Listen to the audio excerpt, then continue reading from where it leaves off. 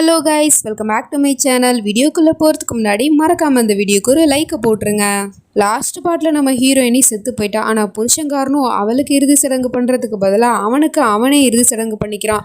இன்னையோட அந்த பழைய சைக்கோவான மார்பல் கிங்கு செத்து போயிட்டான். இப்போ இங்கே நிற்கிறது மயூராவோட ஓம்கார் அப்படின்னு சொல்லிட்டு இருக்கான். அப்போ அப்பாவோ கேட்குறாரு, சரிப்பா மயூராக்கும் இறுதி சடங்கு பண்ணி ஆகணும்ல அப்படின்னு சொன்னால், என்னப்பா பேசிகிட்டு இருக்கீங்க, மயூரா சாகலப்பா, அவள் இன்னும் உயிரோட தான் இருக்கா அப்படின்னு சொல்லிட்டு இருக்கான். என்னப்பா பேசுகிற அப்படின்னு கேட்டால், ஆமாப்பா என் மனசு சொல்லுது அவள் உயிரோட தான் இருக்கா. அவளை நீங்கள் என்ன நினச்சிங்க, அவ்வளோ சாதாரணமாக அவள் தோல்வியை ஒத்துப்பாளா? உங்களுக்கு தெரியுமா, நான் அவளோட முகத்தையே உடைச்சிட்டேன். அப்படி இருந்துமே அவள் நம்பிக்கையை இழக்கலை, அவள் மீண்டு வந்தா. அப்படி இருக்கும்போது அவள் எப்படிப்பா அவ்வளோ ஈஸியாக சாகுவா? அதெல்லாம் அவள் சாக மாட்டா, அவள் உயிரோட தான் இருக்கா. அவள் ரொம்ப ஸ்ட்ராங்கான பொண்ணு. உங்களுக்கு ஞாபகம் இருக்காப்பா, அந்த போலீஸ் கூட சொன்னார்ல மயூரா விழுந்த இடத்துல தண்ணி இருந்துச்சுன்னு. அப்படின்னா அந்த கங்கை தாய் எப்படி என்னோட மயூராவை காப்பாத்திருப்பாங்க, எனக்கு நம்பிக்கை இருக்கு அப்படிங்கிற மாதிரி சொல்லிட்டு இருக்கான். எஸ், நம்ம ஹீரோயினிக்கு எதுவும் ஆகலை. அவள் ஒரு தண்ணியில் விழுந்து கிடக்குறா. உயிர் இருக்கா இல்லையா அப்படிங்கிறது தெரியல, பட் யாரோ ஒரு ஆள் காப்பாற்ற வராங்க அப்படிங்கிறத நமக்கு காட்டுறாங்க. அவங்களோட கால் மட்டும் தான் தெரியுது, முகத்தை நமக்கு காமிக்கல. இந்த பக்கம் நம்ம ஹீரோ நல்லா தூங்கிட்டு இருக்கான். அப்போ பார்த்தா நம்ம மயூரா குளிச்சுட்டு அவனை எழுப்பி விட்டுட்டு இருக்கா. இவனும் முகத்தில் ஸ்மைலோட அவளை அப்படியே பிடிச்சி இழுத்து வச்சுட்டு காலையிலே கிஸ் பண்ணிக்கிட்டு இருக்கான். அப்புறம் அவள் அப்படியே எழுந்திரிச்சு ஓடிட்டு இருக்கா. பின்னாடியே இவனும் பிடிக்க போகலான்னு சொல்லிட்டு போயிட்டு இருக்கான். அப்போ பார்த்தா திடீர்னு புகமூட்டமாக வர மாதிரி தெரியுது. அங்கே நின்றுட்டு இருந்தவளை காணோம். இது எல்லாமே இவனோட கனவுலே பொண்டாட்டி கூட குடும்பம் நடத்திட்டு இருக்கான். இப்போ அப்படியே 5 மாதத்துக்கு அப்புறம் கதையை காட்டுறாங்க. இவன் காலங்காத்திலே கிளம்பிட்டு இருக்கான். ஆக்சுவலி நிறைய பொண்ணுங்களை தேடி இருப்பான் போல, மயூராங்கிற பேரில் இருக்கிற பொண்ணுங்களை. ஏன்னா மயூரா உயிரோட தான் இருக்கா அப்படிங்கிறத இவன் இப்போவும் முழுசாக நம்பிக்கிட்டே இருக்கான். அவளோட ஷாலை கூட கையில் வச்சுக்கிட்டு சொல்லிட்டு இருக்கான், நீ எவ்வளோ தூரம் என்னை விட்டு விலகி போவ மயூரா, நான் உன்னை சீக்கிரமாகவே கண்டுபிடிச்சிருவேன் அப்படிங்கிற மாதிரி சொல்லிட்டு அவன் இதுக்குன்னு தனியாக ஒரு அசிஸ்டன்ட் வச்சுருப்பான் போல். அவங்க கிட்ட கால் பண்ணி விசாரிக்கிறான், மயூரா பற்றின ஏதாவது இன்ஃபர்மேஷன் கிடச்சிச்சா அப்படின்னு சொல்லிட்டு. அவங்களும் இல்லை, நான் முயற்சி பண்ணிக்கிட்டு தான் இருக்கேன் அப்படின்னு சொல்கிறாங்க. சரின்னு சொல்லிட்டு இவனும் வழக்கம் போல் சாமிக்கு ஆர்த்தியெல்லாம் காமிச்சிக்கிட்டு இருக்கான். அப்போ கூட பொண்டாட்டி தான் பக்கத்தில் நின்று ஆர்த்தி காட்டுற மாதிரிலாம் இவன் கனவு கண்டுட்டு இருக்கான். அப்படியே அவளை பார்த்து சிரிச்ச முகத்தோடு நின்றுட்டு இருக்கான். அப்போ தான் அப்பாவுமே வராரு. அப்பா கிட்ட ஆசீர்வாதம் வாங்கிட்டு அவர்கிட்ட மன்னிப்பும் கேட்டுட்டு இருக்கான். நான் அவங்ககிட்ட ரொம்ப மோசமாக நடந்துக்கிட்டேன், அதுக்கு என்ன மன்னிச்சிருங்கப்பா அப்படின்னு சொல்லிட்டு மன்னிப்பு கேட்டுட்டு இருக்கான். ஆக்சுவலி தினமுமே இப்படி மன்னிப்பு கேட்பான் போல். அப்பா சொல்கிறாரு, எத்தனை தடவைப்பா நீ மன்னிப்பு கேட்ப, நான் உன்னை மன்னிச்சிட்டேன், இதுக்கப்புறம் உனக்கு இந்த அப்பாவோட ஆசீர்வாதம் தான் கிடைக்கும் அப்படிங்கிற மாதிரி சொல்லிட்டு நம்ம ஹீரோ ஹீரோயினி பேரில் ஹோமியோபதி கிளினிக் அப்புறம் ஒரு ட்ரஸ்ட் ஒன்று ஓப்பன் பண்ண போகிறான் போல். ஸோ இதை பற்றிலாம் அப்பா பேசிகிட்டு இருக்காரு. நீ இப்போ ஒரு நல்ல மனுஷனாக வாழ்ந்துக்கிட்டு இருக்க, அதுவும் அவளுக்கு பிடிச்ச எல்லா கனவையுமே நீ நிறைவேற்றிட்டு இருக்க. இதை மட்டும் பார்க்க மயூரா உயிரோட இருந்திருந்தா அவள் ரொம்பவே சந்தோஷப்படுவாப்பா அப்படின்னு சொன்னால், என்னப்பா பேசிகிட்டு இருக்கீங்க, நான் உங்ககிட்ட பல முறை சொல்லிட்டேன் மயூரா சாகலை, அவள் உயிரோட தான் இருக்கா அப்படின்னு சொல்லிட்டு. என்ன அவள் என்னை விட்டு கொஞ்சம் தூரமாக இருக்கா, அவ்வளோதான், நான் கூடிய சீக்கிரத்தில் அவளை தேடி கண்டுபிடிச்சிடுவேன்ப்பா. அப்புறம் அவளுக்காக நான் பண்ணுறது இதெல்லாம் ரொம்ப சாதாரணமான விஷயந்தான். அவளை நான் என்னைக்கு தேடி கண்டுபிடிக்கிறேனோ அன்னைக்கு நான் அவகிட்ட மனசார மன்னிப்பு கேட்பேன். இது வரைக்கும் நான் அவகிட்ட பண்ண எல்லா குடும்பங்களுக்காகவும் அவகிட்ட நான் மன்னிப்பு கேட்பேன் அப்படிங்கிற மாதிரிலாம் சொல்லிட்டு இருக்கான். அப்போ தான் கரெக்டாக அம்மாவுமே வராங்க. அவங்க காலையுமே விழுந்து ஆசீர்வாதம் வாங்கிட்டு இருக்கான். நல்லா இருப்பா அப்படின்னு சொல்லிவிட்டு, எப்போ பாரு இந்த மயூராவோட பிராணத்தை தான் பாடிக்கிட்டே இருக்க, உனக்கு எத்தனை தடவை தான் சொல்லி புரிய வைக்கிறது ஓமி, அவள் செத்து போயிட்டா, அவள் திரும்ப வரமாட்டா, அவளோட சாப்டர் க்ளோஸ் ஆயிடுச்சு, இப்போ உன்னோட மனைவியா உன் கூட இருக்கிறது ஐஸ்வர்யா, அவள் கூட சேர்ந்து வாழ்கிற வழியை பாரு அப்படின்னு சொன்னா, இவனும் சொல்கிறான், என்னோட மனைவி எப்போதுமே மயூரா தான், சொல்லப்போனால் அவளுக்கும் எனக்கும் தான் சம்பிரதாயப்படி கல்யாணமே ஆச்சு, மற்றபடி நான் அவளோட நெத்தியில் குங்குமம் வச்சதெல்லாம் கணக்கிலே சேர்த்துக்கப்படாது, அதனால் என்னோட மனைவியா மயூரா தான் இருந்தா, அவள் தான் இருக்கா, இனி எப்போதும் அவள் தான் என்னோட மனைவியா இருப்பா அப்படிங்கிற மாதிரி சொல்லிட்டு அவன் இங்கேருந்து கிளம்பி போயிடுறான். இதெல்லாம் தூரத்துலேருந்து அந்த ஐஸ்வர்யாவும் பார்த்துட்டு தான் இருக்கா. அவள் இன்னும் இந்த வீட்டில் தான் இருக்கா போல. அப்போ அவளோட அம்மாவும் கால் பண்ணி, எப்போ தான் அவனோட வேலையை முடிக்க போகிறா, அந்த ஓம்காரன் எப்போ தான் கொல்ல போகிறா அப்படிங்கிற மாதிரி கேட்டுட்டு இருக்காங்க. ஆக்சுவலி இதுக்கு முன்னாடி ஓம்காருக்கு இவளை பற்றின எல்லா உண்மையும் தெரிஞ்சு போச்சு இல்லையா.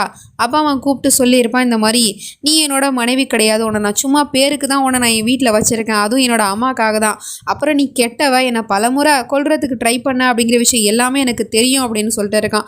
இல்லை ஓம்கார், நான் அப்படிலாம் எதுவும் பண்ணவே இல்லையே அப்படின்னு சொல்கிறா.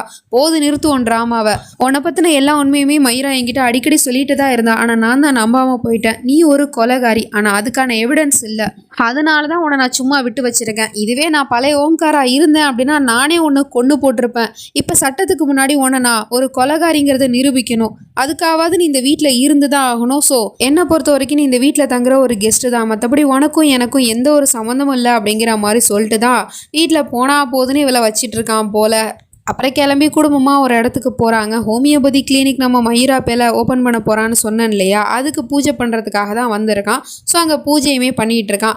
இவன் என்னடானா அங்கே நின்றுக்கிட்டு செல்ஃபி எடுத்துகிட்டு நின்றுட்டுருக்கா. இதை மாமியாரும் பார்த்துட்டு, இதுக்கு தாண்டி நீ லாய்க்கு, வேறு எதுக்கும் லாய்க்கு கிடையாது. அவன் கொஞ்சம் கொஞ்சமாக உன்னை விட்டு போயிட்டுருக்கான். அது உன் கண்ணுக்கு தெரியுதா இல்லையா, ஒழுங்காக அவன் புருஷனை அவன் கைக்குள்ளே கொண்டு வரதுக்கான வழியப்பாரு அப்படிங்கிற மாதிரி சொல்லிகிட்டு இருக்காங்க. எந்த மாமியார் இப்படிலாம் சொல்லுவாங்க அப்படிங்கிற மாதிரி தான் இருக்குது. அப்படி அவன் பூஜை பண்ணிகிட்டு இருக்கும்போது தூரத்தில் ஒரு பையன் வந்து என்னை காப்பாற்றுங்க காப்பாற்றுங்கன்னு கத்திக்கிட்டு இருக்கான். மரத்து மேலே தொங்கிட்டு இருக்கான். உடனே இவன் அங்கேருந்து ஓடி போயிட்டு அந்த பையன் கரெக்டாக கீழே விழ போகிற நேரமாக பார்த்து இவன் போய் பிடிச்சிடுறான். அப்படி பிடிக்கும் போது அவனோட உடம்பெல்லாம் வந்து சேராப்பட்டுருது. அங்கே இருக்கிறவங்களும் பையனை காப்பாற்றினதுக்கு நன்றி சொல்லிட்டு இருக்காங்க. கூடவே அந்த பையனும் தேங்க்ஸ் அண்ணா என்னோட உயிரை காப்பாற்றினதுக்கு அப்படிங்கிற மாதிரி சொல்லிட்டு இருக்கான். ஸோ இப்படி இவன் இருக்கிற கோலத்தை பார்த்துட்டு அம்மாக்காரவங்க ஃப்ளாஷ்பேக்கை நினச்சி பார்க்குறாங்க. ஒரு காலத்தில் தான் பையனுக்கு அழுக்குனாலே பிடிக்காதே, அவ்வளோ கோவப்படுவான். இப்போ பாரு எப்படி இவன் சேத்துல பரண்டு உருள்றான் பாரு அப்படிங்கிற மாதிரி சொல்லிட்டு அம்மா கோவப்பட்டுட்டு இருக்காங்க. அப்பாவும் சொல்கிறாரு, எல்லாம் காதல் பண்ணுற வேலை, மயூரா மேலே வச்சுருக்க காதல் தான் அவனை இப்படி ஒரு நல்ல மனுஷனாக மாற்றிருக்கு அப்படிங்கிற மாதிரி சொல்லிகிட்டு இருக்காங்க. அதுக்கப்புறம் இவனும் கிளம்பி வீட்டுக்கு வந்துட்டான். அப்போ அவனுக்கே வந்து அது ஸ்ட்ரேஞ்சாக இருக்குது. இதுக்கு முன்னாடி மயூரா அழுக்கா இருந்தா அப்படின்னு சொல்லிட்டு அவளை வீட்டுக்கு தரன்னு இழுத்துட்டு வந்துட்டு அவளோட முகத்தில் தண்ணியை ஊற்றி க்ளீன் பண்ணிவிட்டு, எனக்கு இது மாதிரி நீ அழுக்காக இருக்கிறது சுத்தமாக பிடிக்காது, என்னை பொறுத்த வரைக்கும் நீ எப்போதுமே ரொம்ப அழகாக இருக்கணுங்கிறத தான் நான் விரும்புவேன் அப்படிங்கிற மாதிரி சொல்லியிருப்பான். ஸோ அதை நினச்சி பார்த்துட்டு இருக்கான். எவ்வளோ வித்தியாசமாக இருக்குது பார்த்தியா மயூரா, இதுக்கு முன்னாடி இன்னும் அவனோட அழகத்தான் விரும்பினே தவிர அப்போ உன்னோட அழகான மனசை நான் பார்க்கல. ஏன்னா ஏன் மனசுக்குள்ளே அழுக்கு இருந்துச்சு, இப்போ என்னோட உடம்பெல்லாம் அழுக்காக இருந்தா கூட என் மனசு ரொம்ப சுத்தமாகவும் அழகாவும் இருக்கு. அதுக்கு முழுக்க முழுக்க நீ தான் காரணம் மயூரா. நீ பாரு என்னை எப்படி மாத்திட்டேன்னு. நான் இப்போ உனக்கு பிடிச்ச மாதிரி ஒரு நல்ல மனுஷனா மாறி நிற்கிறேன். நீ எப்போதான் என்னை தேடி வருவ அப்படிங்கிற மாதிரி சொல்லிட்டு அவளை அழகாக ட்ராயிங் பண்ணி வச்சுக்கிட்டு அதுக்கிட்ட பேசிகிட்டு இருக்கான். அப்போ தான் வந்து வேலைக்காரனமே இந்த மாதிரி உங்களுக்கு ஃபோன் வந்திருக்கு அப்படிங்கிற மாதிரி கொடுக்குறான். அந்த அசிஸ்டண்ட் தான் வந்து கால் பண்ணுறான் போல். மயூராவை பற்றின ஒரு முக்கியமான இன்ஃபர்மேஷன் கிடச்சிருக்கு, உடனே வாங்க அப்படிங்கிற மாதிரி சொல்லிட்டு ரொம்ப சந்தோஷமாக இருக்குது இவனுக்கு. மயூரா நான் உன்னை தேடி வரேன் அப்படிங்கிற மாதிரி சொல்லிட்டு அவன் இங்கேருந்து கிளம்பி போயிடுறான். ஒரு ஹாஸ்பிட்டலுக்கு தான் வந்திருக்கான். அதுவும் அவனோட கையில் மயூராவோட ஷாலையுமே எடுத்துகிட்டு தான் வந்துட்டுருக்கான். டாக்டர் கிட்டே கேட்டு விசாரிக்கும் போது அவங்களுமே சொல்கிறாங்க, மயூராவா அவங்க உங்களுக்கு தெரிஞ்சவங்களா, இங்கே பல மாதமாக அவங்களுக்கு ட்ரீட்மெண்ட் போயிட்டு இருக்கு, அவங்க கோமாவில் இருக்காங்க, எழுந்திருக்கவே இல்லை, அவங்களோட முகத்தில் கூட ஒரு மார்க் இருக்கும், நீங்கள் அவங்களுக்கு தெரிஞ்சவங்களா, வேணும்னா நீங்கள் பேசி பாருங்கள், அவங்க எழுந்திருக்க வாய்ப்பு இருக்குது அப்படிங்கிற மாதிரி சொல்லிட்டு அழைச்சிட்டு போயிட்டுருக்காங்க. இவனுக்கா அவ்வளோ சந்தோஷமாக இருக்குது. மயூராவை பார்க்க போகிறோம், அவகிட்ட போய் பேச போகிறோம், அவகிட்ட நான் மன்னிப்பு கேட்க போகிறேன் அப்படிங்கிற மாதிரிலாம் சொல்லிட்டு வந்து பார்த்துட்ருக்கான். அங்கே பார்த்தா நம்ம மயூராவுக்கு பதிலாக வேற ஒரு பொண்ணு தான் படுத்திருக்கா. அவள் முகத்துலேயுமே ஒரு மார்க் இருக்குது. அதை பார்த்துட்டு டாக்டர் சொல்லியிருப்பாங்க போல். அது மட்டும் இல்லாமல் பேரு கூட மயூரா தான் போல். ஸோ இதை பார்த்துட்டு இவனுக்கு பயங்கர ஷாக்காக இருக்குது. ஏமாந்து போயிடுறான். அந்த ஏமாற்றத்தில் அப்படியே உடஞ்சி போய் அங்கேயே உட்காந்து அழுதுட்ருக்கான். கிட்டத்தட்ட 5 மாதமாக இவன் நம்ம மயூராவை தேடிக்கிட்டு இருக்கான் போல். இது வரைக்கும் அவளை தேடி கண்டுபிடிக்கவே முடியல. ஸோ அதனால் கேட்டுக்கிட்டு இருக்கான் கடவுள்கிட்ட, ஏன் கடவுளே என்னை இப்படி சோதிக்கிறீங்க, இன்னும் எவ்வளோ தான் என்னை சோதிச்சு பார்ப்பீங்க, இன்றைக்கி நான் ரொம்ப நம்பிக்கையோடு வந்தேன் என்னோட மயூரா கிடச்சிட்டா அப்படின்னு, ஆனால் நீங்கள் என்னை ஏமாற்றிட்டீங்கல்ல, பரவாயில்ல, எனக்கு முழு நம்பிக்கை இருக்குது, என்னோட மயூரா இன்னும் உயிரோடு தான் இருக்கா, ஆனால் அவள் என்னை விட்டு தூரமாக இருக்கா, அவ்வளோதான், மயூரா நீ எங்கே தான் இருக்க அப்படிங்கிற மாதிரி சொல்லிட்டு கேட்டுட்ருக்கான். பார்த்தா இப்போ தான் நம்ம ஹீரோயினையுமே காட்டுறாங்க. அவள் எங்கேயோ ஒரு இடத்துல நிறைய பசங்க கூட பட்டம் விட்டு விளாண்டுட்டு இருக்கா. அவளோட ட்ரெஸ்ஸிங் சென்ஸுமே மாறி இருக்கு. அங்கே இருக்கிற குழந்தைங்க கூட ரொம்ப ஜாலியாக விளாண்டுட்டு இருக்கா. இவள் உயிரோட தான் இருக்கா அப்படின்னா அப்புறம் எதுக்காக நம்ம ஓம்காரை தேடி வரல அப்படிங்கிறது தெரியல. வெயிட் பண்ணி தான் பார்க்கணும். நெக்ஸ்ட் நினச்சி நம்ம அடுத்த பாட்டில் பார்த்து தெரிஞ்சுப்போம். அது வரைக்கும் பை ஃப்ரெண்ட்ஸ்.